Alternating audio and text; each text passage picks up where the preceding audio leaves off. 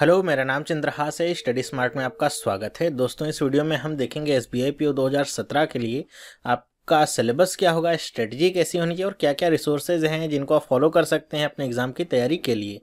तो बेसिकली यहाँ पे हम डिस्कस करेंगे। सबसे पहले मैं आपको एग्जाम स्ट्रक्चर बताऊंगा और मार्किंग कैसे हुई उसका बेसिक आइडिया दूंगा, सिलेबस के बारे में बताऊंगा, रिसोर्सेज क्या होंगे, कट ऑफ क्या होंगे। इन पॉइंट्स के ऊपर मैं आपको चर्चा करूंगा इस पूरे वीडियो में, तो ध्यान से देखिएगा और समझने का प्रयास करिएगा। चलिए, सबसे पहले मैं आपको बताता हूं कि एग्जाम का स्ट्रक्चर क्या होगा। देखिए ऊपर क्या है, प्री एग्जाम है, प्रिलिमिनरी एग्जाम जो आपका होगा उसको ये हालांकि मैंने नोटिफिकेशन बताया हुआ था, फिर से देख लीजिए आप कि आपका प्री एग्जाम का पैटर्न होगा इंग्लिश लैंग्वेज 30 क्वेश्चन 30 नंबर के, क्वांटिटेटिव एप्टीट्यूड और रीजनिंग एबिलिटी 35 नंबर के आएंगे और 35 क्वेश्चंस होंगे। टोटल आपका 100 क्वेश्चंस आएंगे 100 नंबर के। 1 घंटे का कंपोजिट टाइम होगा, जैसे आपका आईबीपीएस पीओ में होता है सेम वैसे ही, और इसमें कोई भी खास बात नहीं है। फिर नेक्स्ट में नीचे देखिए आपको क्या है कि ये मेंस का आपका ऑब्जेक्टिव जो टेस्ट होगा उसका पैटर्न है। इसके साथ आपका डिस्क्रिप्टिव पेपर भी होगा जिसके बारे में आगे चर्चा करेंगे। तो ये जो आपका पेपर है यहाँ पे देखिए, तो आपको 4 सेक्शंस यहाँ पे दिए गए हैं। इन्हीं चारों सेक्शन से आपके क्वेश्चन बनेंगे। रीजनिंग और कंप्यूटर एप्टीट्यूड को मिलाया गया है, कंप्यूटर अवेयरनेस नहीं, कंप्यूटर एप्टीट्यूड है, ध्यान रखिएगा। फिर दूसरा क्या है, क्वांटिटेटिव एप्टीट्यूड नहीं, डेटा एनालिसिस और इंटरप्रिटेशन नाम दिया गया है। फिर नेक्स्ट क्या है आपका, जनरल इकोनॉमिक और बैंकिंग अवेयरनेस है। फिर इंग्लिश लैंग्वेज है। टोटल आपका 155 क्वेश्चंस होंगे 200 नंबर के, और सबके लिए सेक्शनल यहाँ पे टाइमिंग दिए गए हैं, जिनको आप ध्यान में रख के चलेंगे तो आपके लिए बहुत ही अच्छा होगा। तो ये तो था आपका एग्जाम स्ट्रक्चर, जिसके बारे में हमने पहले भी चर्चा की हुई थी। नेक्स्ट यहाँ पे हम देखते हैं जरा सा क्या जनरल आइडिया अबाउट मार्किंग, कि आपकी मार्किंग कैसे होगी। आपने देखा होगा कि यहाँ पे 45 क्वेश्चंस हैं, लेकिन इसके नंबर कितने हैं, 60 हैं। तो इस बात में थोड़ा सा आपको ध्यान देना होगा क्या, कि एक क्वेश्चन अगर आप सही करते हैं तो आपको 1.33 नंबर मिलेंगे इस सेक्शन के लिए, जिसे रीजनिंग और कंप्यूटर एप्टीट्यूड नाम दिया गया है। और ठीक इसी तरह यहाँ पे प्री में भी 1/4 है निगेटिव मार्किंग, तो वहाँ पे सारे क्वेश्चन 1 नंबर के हैं, तो निगेटिव मार्किंग के तौर पे 0.25 नंबर कटेंगे। यहाँ भी मेंस में क्या है, 0.25 नंबर निगेटिव मार्किंग नहीं है, 1/4 है। मतलब सब के लिए निगेटिव मार्किंग अलग अलग होगी। इसीलिए मैंने इसको यहाँ पे लिखा हुआ है कि अगर आपने रीजनिंग और कंप्यूटर एप्टीट्यूड के सेक्शन से क्वेश्चन गलत किया तो 0.33 नंबर आपके कटने हैं। इसलिए बहुत ही इंपॉर्टेंट है आपका जानना कि क्वेश्चन आपको अटेम्प्ट करना है तो सावधानी कैसे बरतनी होगी। अगर मैं डेटा इंटरप्रिटेशन की बात करूं तो सबसे ज़्यादा नंबर एक क्वेश्चन करने पे यहीं से मिलेगा आपको 1.71 नंबर, ठीक है। मतलब डेटा इंटरप्रिटेशन के आप जितने ज़्यादा क्वेश्चन करेंगे उतने ही ज़्यादा नंबर आपके मिलने के चांसेस यहाँ पे होंगे। उसके साथ साथ एक खतरा बना रहेगा कि एक क्वेश्चन गलत होने पे 0.42 नंबर आपके कट भी जाने हैं, ठीक है। तो सबसे ज़्यादा निगेटिव मार्किंग भी यहीं पर है। अगर मैं जनरल अवेयरनेस या इकोनॉमिक अवेयरनेस, बैंकिंग अवेयरनेस, इनकी बात करूं तो ये आपका सेम है। 1 नंबर का एक क्वेश्चन होगा और माइनस मार्किंग होगी 0.25 नंबर्स की। इंग्लिश लैंग्वेज की बात करूं तो यहाँ पे एक क्वेश्चन सही करने पे 1.14 नंबर मिलेंगे और माइनस मार्किंग है 0.28 की। तो यहाँ पे देखिए 155 क्वेश्चंस हैं टोटल और 200 नंबर का पेपर है। इसके साथ आपका 50 नंबर का जो पेपर होगा वो आपका डिस्क्रिप्टिव पेपर होगा, ठीक है। तो जो डिस्क्रिप्टिव पेपर आपका होगा वहाँ पे नेगेटिव मार्किंग जैसा कुछ नहीं है, क्योंकि वो आपका लिखने वाले फॉर्मेट में होता है, टाइप करना पड़ेगा आपको। तो नेगेटिव मार्किंग तो वहाँ नहीं होगी, लेकिन वहाँ पे आपको तभी पहुँचाया जाएगा जब आप इस पूरे पेपर को क्लियर करते हैं। तो अगर आपने ऑब्जेक्टिव पेपर को क्लियर नहीं किया है पूरा तो आपका डिस्क्रिप्टिव पेपर चेक ही नहीं होना है। तो ध्यान रखिएगा कि आपको जो असली परफॉर्मेंस देनी है एग्जाम के अकॉर्डिंग तो वो आपको यहीं पर देनी है, ठीक है। मेंस वाले जो ऑब्जेक्टिव वाला है यहाँ से आपको नंबर मिलेंगे अच्छे खासे, यहीं से आप नंबर को खींच सकते हैं, ओके। तो जैसे मैंने आपको बताया यहाँ पे कि आपको डेटा इंटरप्रिटेशन और एनालिसिस पे काफ़ी ध्यान देना होगा, क्योंकि सबसे ज़्यादा नंबर आपको यहीं से मिलेंगे। मतलब सेक्शनल कट ऑफ तो सब में है ही, यहाँ पे सब में आपको सेक्शनली पास होना पड़ेगा और उसके बाद ओवरऑल कट ऑफ बनेगा। लेकिन आपको पता है केवल 2400 पोस्ट हैं यहाँ पे, और यहाँ पे फाइट काफ़ी टफ होगी।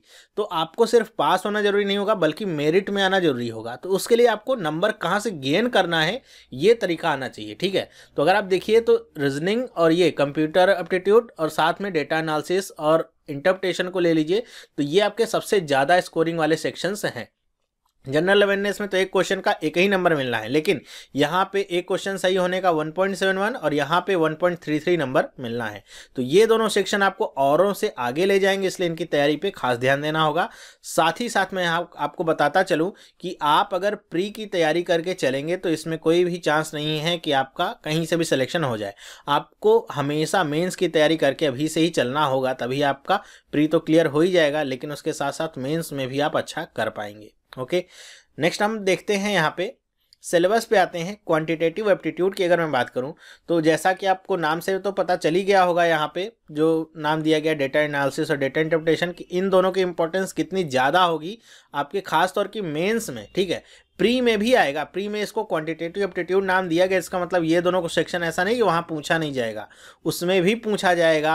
अगर वो आपका 35 नंबर का पेपर आ रहा है क्वांटिटेटिव एप्टीट्यूड का, तो उसमें कुछ नहीं तो कम से कम 15, 20 या 25 नंबर का आपका इन दोनों सेक्शन से क्वेश्चंस आपके होंगे। ओके, तो आप अगर इन दोनों को ही तैयार करते हैं तो प्री आपका वैसे ही निकल जाना है, आपको पता है प्री क्वालिफाइंग नेचर का ही है, ठीक है। तो वहां से तो आप निकल जाएंगे, लेकिन आप अगर इसकी तैयारी पहले से करके नहीं चलेंगे फिर आपको परेशानी होगी। साथ ही साथ मेंस में ऐसा नहीं केवल इन्हीं दोनों सेक्शन से आपके क्वेश्चन आएंगे, नंबर सीरीज से भी क्वेश्चन आपसे आएंगे। और यहाँ पे एक बात ये नोट करके रखिए कि क्वाड्रेटिक इक्वेशन या फिर साथ साथ में क्यूबिक इक्वेशन, ठीक है, कुछ लोग हो सकता है पहली बार सुने हो, यहां से भी आपके क्वेश्चन निकल के आते हैं। प्री में भी आ सकता है और मेंस में भी आ सकता है। इससे क्वाड्रेटिक इक्वेशन अगर नहीं पूछेगा तो क्यूबिक इक्वेशन एक जो नया टाइप है वहां से क्वेश्चन आएगा। इस पे भी मैंने वीडियो बनाई हुई है, तो अगर आपने अभी तक नहीं देखा है या नहीं जानते हैं कैसे सॉल्व करना है क्यूबिक इक्वेशंस को, तो आप जाके देख सकते हैं वो वीडियो। आपको करना क्या होगा, आपको कोई भी वीडियो अगर चाहिए जिसको आपने नहीं देखा है, समझ में नहीं आ रहा है, तो आप क्या करिए कि उसका नाम लिखिए, क्यूबिक इक्वेशन लिखिए और आगे उसके आगे स्टडी स्मार्ट बस और जोड़ दीजिए, और उससे रिलेटेड मैंने वीडियो जो बनाई होगी वो आपको लिस्ट होके आ जाएगी, ठीक है। तो सर्च आप कर सकते हैं। इसी के साथ मैं प्री की अगर बात करूं तो वहां पे सिंप्लीफिकेशन और ये जो मिसलेनियस वाला पार्ट है यहाँ से क्वेश्चन आ सकते हैं। मिसलेनियस से आपके मेंस में भी क्वेश्चन आ सकते हैं 2-3, ठीक है। तो ऐसा नहीं है, हार्ड एंड फास्ट रूल है। कहा जाता है कि डेटा इंटरप्रिटेशन डेटा एनालिसिस ही है, लेकिन यहाँ से क्वेश्चन दे सकता है। तो अगर आपसे कोई कहता है एग्जाम को लेकर के ये चीज़ नहीं आएगा, ये चीज़ आएगा, तो उसकी बात पे विश्वास मत करिएगा, क्योंकि कभी किसी को बताया नहीं जाता है क्या आएगा और क्या नहीं आएगा। आपने देखा ही होगा पुराने एग्जाम्स को लेकर के कि सब प्रेडिक्ट करते हैं कि इनपुट आउटपुट रीजनिंग नहीं आती है, लेकिन वो आ जाता है, ठीक है। तो आप कुछ भी प्रेडिक्ट नहीं कर सकते हैं, सिलेबस को पूरा तैयार करके आप चलिए। तो ज़्यादातर ध्यान आप इन दोनों सेक्शंस पे दीजिए। नंबर सीरीज तो मैंने आपको बहुत सारी वीडियोस दी हैं, आप जानती हैं कैसे आपको सॉल्व करना है। क्यूबिक क्वेश्चन और क्वाड्रेटिक क्वेश्चन को ध्यान दे लीजिए, और इनमें से आप एक ओवरव्यू अपना लेते रहिए कि क्या आपके क्वेश्चंस और इम्प्रूव होके बन सकते हैं, ठीक है।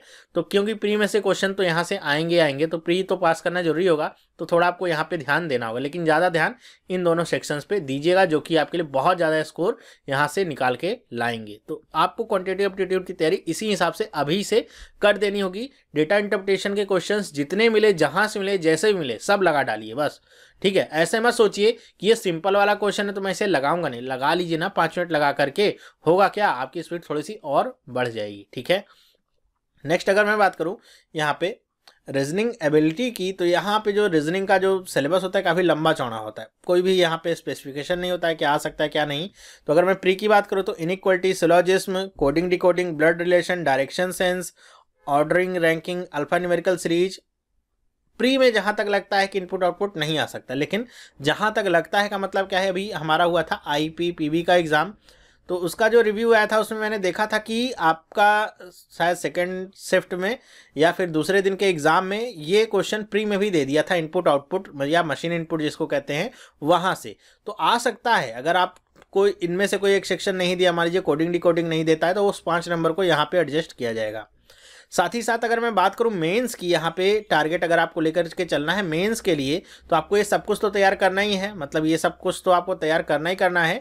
जो ज़्यादा ध्यान देना है वो कहाँ पे देना है, इस क्रिटिकल रीजनिंग वाले सेक्शन पे, ठीक है। यहाँ से प्री से क्वेश्चन तो नहीं निकलेंगे, लेकिन मेंस में यहाँ से बहुत ज़्यादा क्वेश्चन आएंगे और बहुत ज़्यादा कंसेप्चुअल और बहुत ज़्यादा, मैं इनको क्या कहूँ, कठिन भी कह सकता हूँ, एक सेंस में इनको आसान भी कह सकता हूँ, क्योंकि इनकी आप तैयारी ऐसे नहीं है कि आप 10 क्वेश्चन लगा लीजिए तो आप परफेक्ट हो जाएंगे। एक आपका जनरल जो सेंस होता है वो यहाँ पे डिसाइड होता है। क्रिटिकल रीजनिंग किसमें आता क्या है, स्टेटमेंट एजम्पशन, स्टेटमेंट आर्ग्यूमेंट, ये सारी चीज़ें जो आती हैं वो सब इसी क्रिटिकल रीजनिंग का पार्ट होता है। और एसबीआई की रीजनिंग में ये बहुत ज़्यादा इंपॉर्टेंट रोल प्ले करता है। लगभग 50% क्वेश्चन आपके यहीं से निकल के आते हैं। तो बहुत अच्छे से तैयार करिएगा इसको।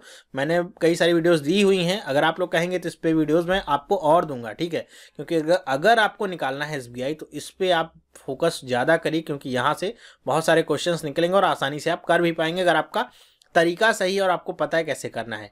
फिर जो नेक्स्ट ध्यान देने वाली बात है वो है आपकी पजल की। अच्छा, ये सारी ध्यान देने वाली बातें हैं, ऐसा नहीं कि ये सब नहीं आएगा, ये तो सारे बच्चे कर लेंगे, आप सबको पता है, ये सबको आता है, सबको पता है। इसमें सिलॉजिस्ट में जो आपका ओल्ड पैटर्न है, न्यू पैटर्न है, सब आप ले लीजिएगा। कोडिंग डिकोडिंग में भी जो ओल्ड पैटर्न है, न्यू पैटर्न है, वो सब आप यहाँ पे इंक्लूड करके चलिएगा। ऐसा नहीं कि अब न्यू वाला आ रहा है तो ओल्ड वाला नहीं पढ़ना है आपको, या यहाँ पे ओल्ड वाला आप पढ़ना है, न्यू वाला नहीं पढ़ना है। दोनों को आप पढ़ के चलिए, दोनों को अच्छे से तैयार करके चलिए। ओके, ये सब तो फिक्स टॉपिक हैं कि ये तो आएंगे, लेकिन हर एक एग्जाम की कुछ खासियत होती है। तो यहाँ पे एसबीआई की खासियत है क्रिटिकल रीजनिंग से काफ़ी क्वेश्चन आएंगे, और दूसरा होगा पजल से काफ़ी अच्छे क्वेश्चन यहाँ पे निकल के आते हैं।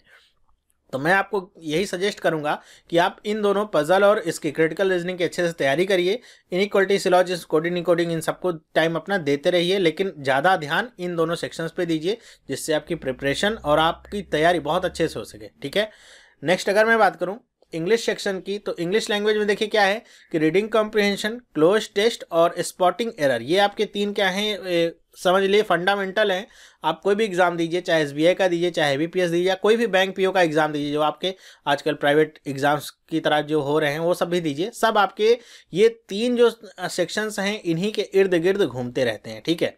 तो इन तीनों को तैयार करना होगा, और यहाँ पे जितने भी टॉपिक लिखे, चाहे पैराजम्बल हो, चाहे सेंटेंस इंप्रूवमेंट हो, चाहे फिल इन द ब्लैंक्स हो, उन सबको तैयार करने का क्या है, एक ही तरीका हो सकता है कि आप आज से ही इन पे काम करना शुरू कर दीजिए। अगर आपको रीडिंग कॉम्प्रिहेंशन से नंबर निकालने हैं तो आप आज से ही रीडिंग शुरू कर दीजिए, धीरे धीरे आपका कॉम्प्रिहेंशन इंप्रूव हो जाता है।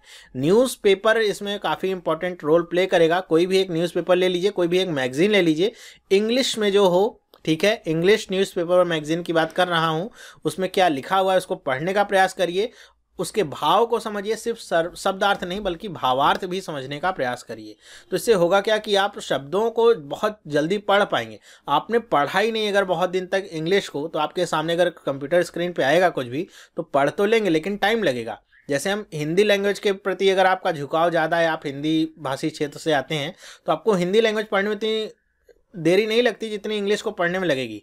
तो आप अगर रोज़ पढ़ते रहिए, आप अपना 15 मिनट निकालिए, आधे घंटे निकालिए न्यूज़पेपर पढ़ने के लिए, तो मेरे ख्याल से मोर देन इनफ है कि आप अगर 3 महीने भी ये काम कर लेंगे तो बहुत अच्छी हो जाएगी, रीडिंग कॉम्प्रिहेंशन समझ में आएगा। और बाकी सारी चीज़ें अपने आप ही फॉलो होती हैं, क्योंकि अगर आप पेपर को पढ़ते हैं तो आपका रीडिंग कॉम्प्रिहेंशन तो इम्प्रूव होता ही होता है, वोकैबलरी भी आपकी इम्प्रूव होती है, वोकैबलरी आपकी इम्प्रूव होती है तो आप क्लोज टेस्ट अच्छा कर पाएंगे, पैराजम्बल्स अच्छा कर पाएंगे। पैराजम्बल्स में होता क्या है, एक पैराग्राफ उठाया, उसको आड़ा तिरछा लगा दिया, ठीक है। अब उसको आपको सही करना है, तो अगर आप पढ़ करके शब्दों को समझ सकते हैं कि कौन सा शब्द कहाँ से कनेक्ट हो रहा है, तो आप आसानी से कर पाएंगे। अगर आपको ये नहीं समझ में आता है कि इसका मतलब क्या निकल रहा है, अर्थ क्या निकल रहा है, तो आप कहाँ से कनेक्ट कर पाएंगे, नहीं कर पाएंगे। और दूसरा यहाँ पे जो स्पॉटिंग एरर वाला यहाँ पे चैप्टर है, इसके लिए आपको अपना पार्ट ऑफ स्पीच काफ़ी इम्प्रूव करना होगा। काफ़ी अच्छे से सारे रूलों की जानकारी आपको होनी चाहिए। यहाँ पे मैंने बहुत सारे वीडियोस आपको स्पॉटिंग एरर पे बना के दिए हैं, आगे और भी दूंगा आपके आने वाले एग्जाम के लिए, तो इस पर ध्यान दीजिए। क्योंकि एसबीआई में जो इंग्लिश पूछी जाती है वो आपके आईबीपीएस पीओ के लेवल से भी हार्ड होती है, तो इस बात को आप ध्यान में रख के चलिएगा कि वहाँ पे जो आपको डिफरेंशिएट करेगा इंग्लिश वाला सेक्शन ही होगा। यहीं पे आप अटक सकते हैं, मतलब क्वांटिटेटिव एप्टीट्यूड, रीजनिंग और कंप्यूटर एप्टीट्यूड, जनरल अवेयरनेस वाला पूरा सेक्शन कर सकते हैं। एक आपको मतलब सब में पास हो सकते हैं, लेकिन यही एक सेक्शन आपका ऐसा होगा जो आपको सेक्शनल कट ऑफ में आगे नहीं जाने देगा, मतलब यहीं पे आप फेल होकर के सारे सब्जेक्ट में पास होकर के भी आगे नहीं बढ़ पाएंगे। तो ये आपके लिए एक हिंड्रेंस साबित हो सकता है, तो इसके लिए अच्छे से तैयारी आप करिए अभी से ही। नेक्स्ट अगर मैं बात करूं जनरल इकोनॉमिक और बैंकिंग अवेयरनेस का जो एक टॉपिक है आपका, इसमें आपको क्या पढ़ना होगा। एक तो आप अभी से ही पढ़ना शुरू कर दीजिए जो भी आपका करंट अफेयर का पार्ट है उसे, ठीक है। मतलब अभी फरवरी से आप स्टार्ट कर दीजिए। आपके जो मेंस के एग्ज़ाम होंगे, क्योंकि प्री में तो आना नहीं है, इसको मेंस में आना है, मई तक होंगे आपके, तो तब तक आपका रोज़ का ये तैयार हो जाएगा। तो मतलब एकदम 100% कवर हो जाएगा आपका करंट अफेयर, इससे बाहर तो कुछ नहीं आएगा। ओके, फिर क्या है, इकोनॉमिक अवेयरनेस में आपको क्या ध्यान देना है, एक तो ये कि तो आप थोड़ा बहुत इकोनॉमी के बारे में जानते रहिए, क्या इकोनॉमिक टर्म्स हैं, ये सारी चीज़ें। उसके साथ साथ जो आपके करंट अफेयर के सेक्शन में, खास तौर पे जो इकोनॉमिक सेक्शन होता है उस पर आपको ध्यान देना होगा। मतलब करंट अफेयर में तो बहुत सारी चीज़ें आ जाती हैं, डिफेंस को लेकर के, देश दुनिया सब कुछ आ जाता है, लेकिन आपको जो इकोनॉमिक सेक्शन है उस पर काफ़ी ध्यान देना होगा, उसे काफ़ी अच्छे से पढ़ना होगा डीपली, ठीक है। फिर क्या है, बैंकिंग अवेयरनेस का जो पार्ट है, यहाँ से आपसे क्वेश्चन पूछे जा सकते हैं। बैंकिंग टर्म क्या है, एसएलआर, सीआरआर, मतलब सबका एक ब्रॉड व्यू आपको पता होना चाहिए क्या होता है। ऐसा कोई शब्द लिखा हुआ ना मिले जिसे आप समझ ही ना पाएं। और एक यहाँ पे केस स्टडी टाइप के क्वेश्चन भी यहाँ पे आपको देखने को मिल सकते हैं यहाँ से, ठीक है। तो इन सब के लिए तैयार रहिए। हालांकि इतना कठिन नहीं है इसको कवर करना। आप अगर अभी से तैयारी करते हैं, रोज अपना कम से कम 1 घंटा देते हैं केवल इस सेक्शन के लिए, तो आप आसानी से इसको कवर कर लेंगे। इसमें आपको बिल्कुल भी मतलब टाइम और एफर्ट नहीं लगना है। जो ज़्यादा टाइम और एफर्ट लगेगा वो आपके बाकी के तीनों सेक्शन में होगा। एक सेक्शन यहाँ पे छूट रहा है जिसे कंप्यूटर एप्टीट्यूड नाम दिया गया है। अवेयरनेस ये अलग कैसा है, देखिए कंप्यूटर अवेयरनेस में क्या होता है कि आपसे जनरल क्वेश्चंस होते हैं कंप्यूटर के बारे में, इनपुट आउटपुट डिवाइसेस के बारे में, हायरार्की के बारे में, या फिर जनरेशन के बारे में। लेकिन कंप्यूटर एप्टीट्यूड क्या है, ये थोड़ा सा अलग होगा। यहाँ पे आपसे कंप्यूटर के ऊपर क्वेश्चन नहीं बल्कि कंप्यूटर से रिलेटेड क्वेश्चन ऐसे पूछे जाएंगे, जैसे कन्वर्जन आपसे पूछेंगे बाइनरी टू डेसिमल या फिर डेसिमल टू बाइनरी, ठीक है। ऐसे आपसे कन्वर्जन पूछे जाएंगे। जैसे हमने देखा था कोडिंग और डिकोडिंग का, शायद आपने पार्ट नहीं देखा होगा, अगर देखा है तो पता होगा। कोडिंग और डिकोडिंग पे एक मैंने स्पेशल पार्ट बनाया था जिसे बाइनरी कोडिंग कहा जाता है, ठीक है। तो बाइनरी कोडिंग से आपके बहुत सारे क्वेश्चन यहाँ पे बन सकते हैं। तो कंप्यूटर एप्टीट्यूड में आएगा क्या, यही सब आएगा आपका। कंप्यूटर को लेकर के आपको बाइनरी टू डेसिमल दे सकता है, डेसिमल टू बाइनरी दे सकता है कन्वर्ट करने को, या फिर ऐसे बता सकता है कि कोई कंप्यूटर की मशीन है, वो अगर 0 लिखा हुआ है तो उसे वो हैज़ की तरह ट्रीट करती है, 1 लिखा हुआ है तो उसे स्टार की तरह ट्रीट करती है। तो उसके बाद फिर बता देगा कि आपका हैज़ स्टार और ऐसे कुछ बना हुआ है तो बताइए वो क्या होगा। तो इस तरीके से आपसे क्वेश्चन बनेंगे। ये मैंने कोडिंग और डिकोडिंग वाले पार्ट में आपको कवर करके रखा हुआ है, ठीक है। तो यहाँ से आप देखिएगा कंप्यूटर एप्टीट्यूड का ये सेक्शन आपको तैयार करना है, वहीं से क्वेश्चन आएगा, क्योंकि एक तरीके से रीजनिंग का ही पार्ट हो जाता है। जैसे मशीन इनपुट आउटपुट क्या है, हम मशीन के बारे में ही समझते हैं, मतलब एक तरीके की वो मशीन है जिसपे हम कोई इनपुट दे रहे हैं तो कैसा आउटपुट हमको निकाल के दे रही है, वो डिपेंड करेगा कि मशीन किस काम के लिए बनी हुई है। तो वो सेक्शन आपके लिए बहुत इंपॉर्टेंट हो जाता है। तो ये आपका मिला के इसीलिए पूछा जा रहा है रीजनिंग और कंप्यूटर एप्टीट्यूड नाम देकर के, ना कि अवेयरनेस। मेरे ख्याल से अब आपको थोड़ा सा जो डिफरेंस है वो समझ में आया होगा। फिर आगे अगर मैं बात करूं यहाँ पे डिस्क्रिप्टिव पेपर की, तो डिस्क्रिप्टिव पेपर में देखिए आपका क्या होगा, एक तो होगा आपका लेटर राइटिंग होगा, एसे या पैराग्राफ राइटिंग, और प्रेसी राइटिंग में भी दे सकते हैं। प्रेसी राइटिंग वैसे लिखा तो नहीं था लेकिन दे सकते हैं। प्रेसी राइटिंग में क्या होगा कि आपको मान लीजिए 20 लाइन का यहाँ पे पैराग्राफ कोई दिया रहेगा और उसे कहेगा कि इस 20 लाइन के पैराग्राफ को आप बिना जो समझ लीजिए कंटेंट की आत्मा है उसको गंवाए हुए आप इसे 7 लाइन में लिख करके दिखाइए। तो उसे कहते हैं प्रेसी राइटिंग। मतलब जो इसेंशियल इन्फॉर्मेशन होती हैं उस पैराग्राफ में दी हुई, वो सब कुछ इंक्लूड करते हुए उसी 20 पेज की इन्फॉर्मेशन को आपको 20 लाइन की इन्फॉर्मेशन को 7 लाइनों में कन्वर्ट करना रहता है। प्रेसी राइटिंग में ये होता है। तो डिस्क्रिप्टिव पेपर आपका यहाँ पे कवर करना होगा लेटर राइटिंग और ऐसे पैराग्राफ राइटिंग से। तो आप जो रीडिंग कॉम्प्रिहेंशन का सेक्शन है जो आप कवर करेंगे न्यूज़पेपर वगैरह के थ्रू या फिर ऑनलाइन पढ़ करके, आर्टिकल्स वगैरह, मैं नहीं कह रहा न्यूज़पेपर लेके पढ़िए, ऑनलाइन पढ़िए, आपको तो अब सब मिल जाता है, न्यूज़पेपर भी ऑनलाइन मिल जाता है। लेकिन पढ़िए, एक बार में बैठ के पढ़िए, ऐसे नहीं कि 1 मिनट बैठा फिर उसके बाद फ़ोन आ गया, फ़ोन पे बात किया, फिर 2 मिनट बैठा फिर बाहर चला गया, ऐसे पढ़ाई नहीं हो सकती है, ठीक है। तो एक बार बैठिए तो पूरा सेक्शन कवर करिए, जब तक वो कवर नहीं होता फिर उठिए नहीं, एक बार हो जाए फिर आप कहीं भी घूमिए, बात करिए, फिर करिए, ठीक है। ब्रेक लेके नहीं पढ़ना है। तो उसी में आपको पता चल जाएगा कि ऐसे वगैरह कैसे आपको लिखना है, उसी से आपको आइडिया मिल जाता है कि क्या आपको शब्दों का कैसे प्रयोग करना होगा। जैसे मान लीजिए कोई आपको इकोनॉमिक ऐसे आप लिख रहे हैं तो वहाँ पे आपको फैक्ट्स बताने होंगे, डेटा देना होगा, क्या कुछ था, पहले इकोनॉमी कैसी थी, क्या ग्रोथ रेट थी, क्या जीडीपी थी, तो वो सब आपको इंक्लूड करना होगा अपने एसे राइटिंग में। इसके बारे में आपको आगे वीडियो बताऊंगा कि कैसे आपको लिखना चाहिए एसे, ताकि आपका जो एसे इफेक्टिव हो, एकदम कंसाइज हो और एग्जामिनर जो भी उसे चेक करे उसके ऊपर बहुत अच्छा प्रभाव पड़े और आपको अच्छे नंबर ये दिलाए, ठीक है। तो यहाँ पे आपको डिस्क्रिप्टिव पेपर में ये सब देखना होगा, ठीक है। लेकिन आपके लिए जो मेन हर्डल होगा वो ऑब्जेक्टिव होगा मेंस का, जिसको आपको क्लियर करना होगा। मेरे ख्याल से आपको समझ में आया होगा कि सिलेबस आपका कैसे जा रहा है और कैसे आपको प्रिपरेशन करनी है, और ये प्रिपरेशन आपकी तुरंत से स्टार्ट हो जानी चाहिए, ठीक है। फिर यहाँ पे एक बात और मैं ये बता दूं कि यहाँ पे जो बातें मैं बता रहा हूँ, स्टडी प्लान या फिर इसको मैं कह दूं स्ट्रेटजी वगैरह, ये सारी चीज़ें ये पर्सन टू पर्सन आपकी डिपेंड करती हैं कि आप कौन से बैकग्राउंड से हैं, आपका पर्सनल ओपिनियन क्या है, आपने क्या पढ़ा हुआ है, आप क्या नहीं जानते। ये ना तो मैं बता सकता हूँ या फिर आपको कोई भी आदमी बताएगा भी तो मेरे ख्याल से आपके साथ अन्याय होगा। आपको अपनी स्ट्रेटजी खुद ही डेवलप करनी चाहिए, ठीक है, उसे और कोई डेवलप नहीं कर सकता है, क्योंकि मुझे नहीं पता कि आपको क्या सेक्शन आता है या क्या सेक्शन नहीं आता है, ठीक है। तो मैं कैसे कह सकता हूँ, मान लीजिए मेरी इंग्लिश बहुत तेज है तो मैं आपको स्ट्रेटजी बताऊंगा तो कह दो इंग्लिश सेक्शन पढ़ने की जरूरत नहीं, बहुत आसान आता है, उसको आप आसानी से कर लें। क्यों आसान आता है? क्योंकि मुझे आसान लगता है, ठीक है, आपके लिए हो सकता है सबसे ज़्यादा टफ वही हो। तो स्ट्रेटजी आपको खुद से डेवलप करनी होगी अपनी, और किसी की स्ट्रेटजी फॉलो करने की जरूरत नहीं है। बस मैंने यहाँ पे आपको बताया कि क्या क्या सेक्शन कौन कौन से पार्ट में इंपॉर्टेंट है जहाँ से क्वेश्चंस ज़्यादा आते हैं, ठीक है। वो कठिन है या इजी हैं ये मैंने नहीं बताया, मैंने आपको कहा है कि ये चीज़ें आपको अच्छे से तैयार करनी, क्योंकि यहाँ से ये चीज़ें ज़्यादा पूछी जाती हैं। तो आप अब अपने हिसाब से देखिए कि आपका क्या सेक्शन ज़्यादा मजबूत है और क्या सेक्शन बहुत ख़राब है, और उसी पे सबसे ज़्यादा ध्यान दीजिए कि जो आपका सबसे खराब पोर्शन है, क्योंकि वही आपको ले डूबेगा, ठीक है। तो उस पर आप ध्यान दीजिए, और कोई आपको स्टडी प्लान बताए और कुछ करे तो मेरे ख्याल से आपको अपने स्टडी प्लान को फॉलो करना चाहिए। अपने आप को देखते हुए आप अपना टेस्ट खुद लीजिए कि आप कितने पानी में हैं, और उसके बाद अपने स्टडी प्लान को उसी हिसाब से डेवलप करिए। अपना टाइम टेबल आप खुद बनाइए, ये कोई और काम नहीं कर सकता कि मैं कह दूं, ये रोबोट वाला टाइम टेबल नहीं कि 8 से 10 घंटे मैथ पढ़ना है, 10 से 12 घंटे रीजनिंग पढ़ना है, 12 से 2 बजे तक आपको इंग्लिश, ये रोबोट वाला टाइम टेबल आपको नहीं फॉलो करना है, ठीक है। हम सब इंसान हैं, हम इस तरीके से नहीं पढ़ सकते हैं। हमको इसमें कम से 1 घंटे की अगर आप पढ़ाई करते हैं, डायरेक्ट 1 घंटे की अगर लगातार पढ़ाई करते हैं तो ये भी आपके लिए बेनिफिशियल नहीं है। 45 मिनट से ज़्यादा हमको कुछ याद तो रहता नहीं है, उसके बाद जो भी पढ़ेंगे सब फालतू है। तो आपको 40 से 45 मिनट के बीच में एक बार थोड़ा सा 5 मिनट का ब्रेक लेना चाहिए, उसके बाद अपनी पढ़ाई को ब्रेक ऐसे 5-5 मिनट का लेकर के आपको कंटिन्यू करना चाहिए।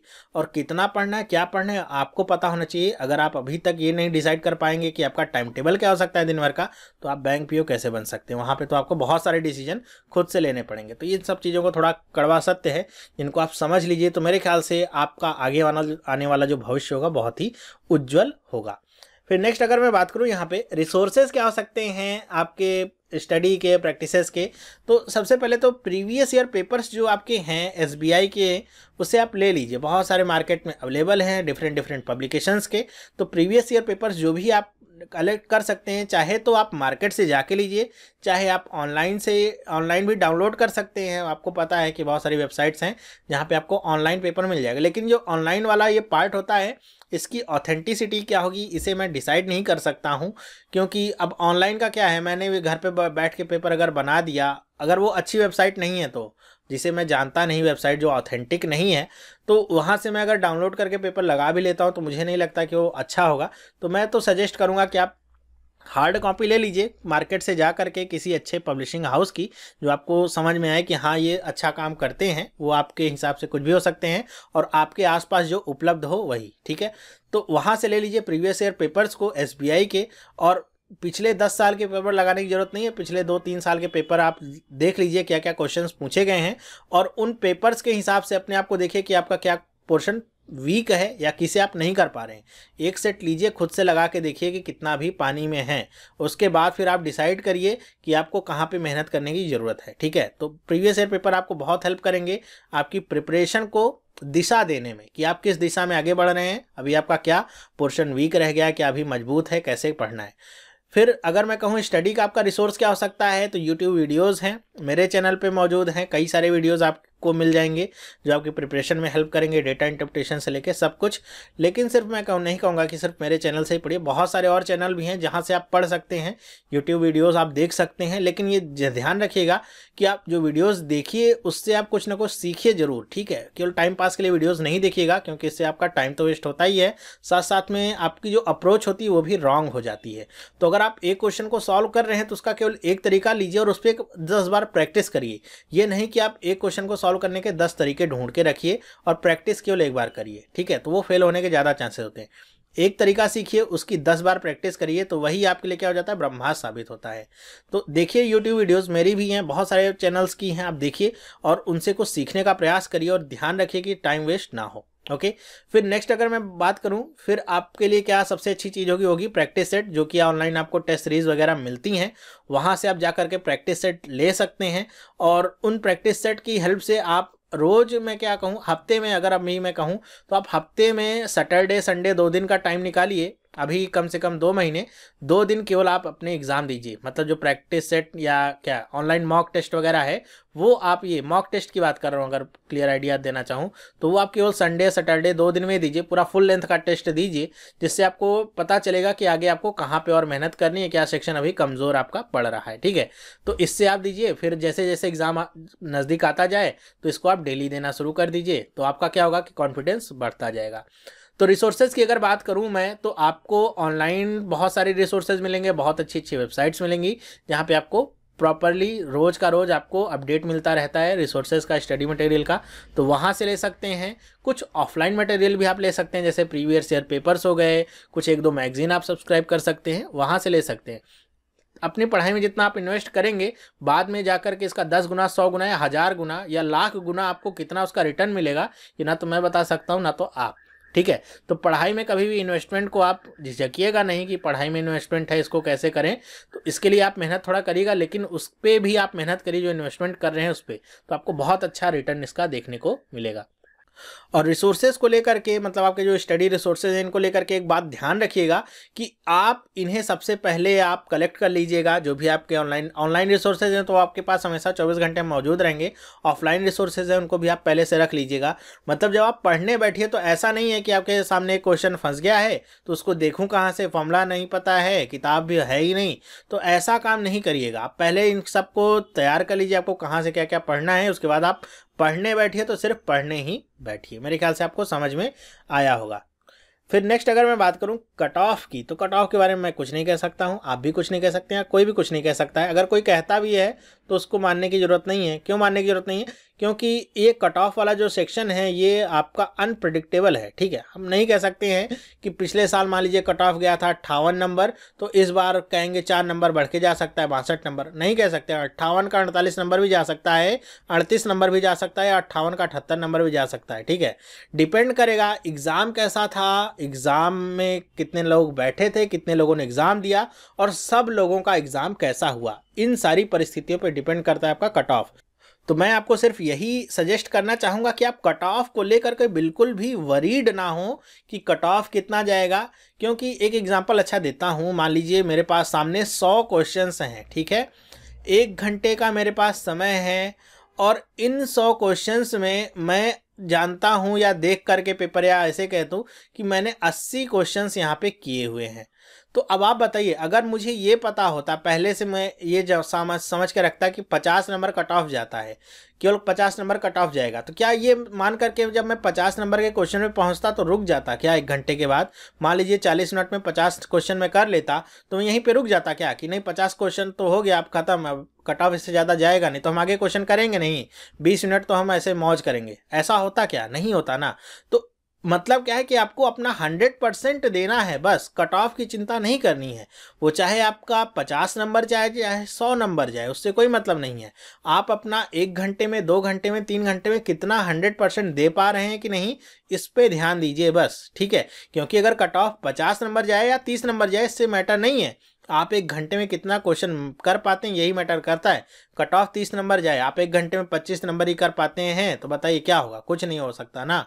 तो आप कट ऑफ की चिंता नहीं करिए, अपनी पढ़ाई पे ध्यान दीजिए, ज़्यादा से ज़्यादा अटेम्प्ट करके आइए। ठीक है, कम से कम नहीं, ज़्यादा से ज़्यादा, ताकि आपको मेरिट में बने रहें। ठीक है, मेरिट में बने रहना है, तभी आपका सिलेक्शन हो सकता है, पास होने से काम नहीं चलेगा। तो मेरे ख्याल से आपको समझ में आया होगा।